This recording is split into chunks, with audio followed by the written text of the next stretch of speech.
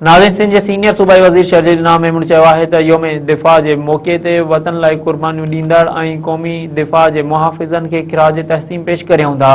पंहिंजे पैगाम में शर्जील मेमून चयो आहे त योम दिफ़ा उन अज़म जी यादि ॾियारे थो त असां पंहिंजे सरहदुनि ऐं वतन जी सलामती जी हिफ़ाज़त लाइ हर वक़्तु तयारु आहियूं। सीनियर सूबाई वज़ीर शर्जील इनाम मेमून चयो त असांजे हथियारबंद फ़ौज हमेशह साबित कयो आहे त पाकिस्तान जो दिफ़ा मज़बूत ऐं मुस्तहकम आहे। मार खाए हक़ में असां दुश्मन मथां फतह हासिल करे साबित कयो त असांजो दिफ़ा मज़बूत आहे। शर्जील मेमून वधीक चयो आहे त असां दुश्मन जे हर अगराईअ जो मुंहुं तोड़ जवाब ॾियण जी सलाहियत रखूं था। पंहिंजे वतन जे दिफ़ा में असांजो अज़म कॾहिं बि कमज़ोर न थींदो।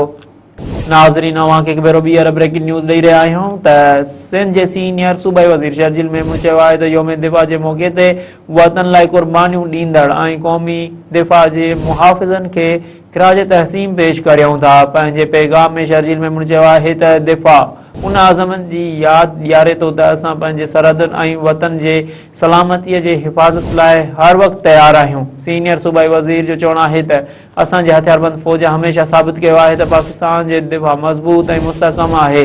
मार खाए हक़ में असां दुश्मन मथां फतह हासिल करे साबित कयो आहे त असांजो दिफ़ा मज़बूत आहे। शर्जील मेमून वधीक चयो आहे त असां दुश्मन जे हर अगराईअ जो मुंहुं तोड़ जवाब ॾियण जी सलाहियत रखूं था। पंहिंजे वतन जे दिफ़ा में असांजो अज़म कॾहिं बि कमज़ोर न थींदो।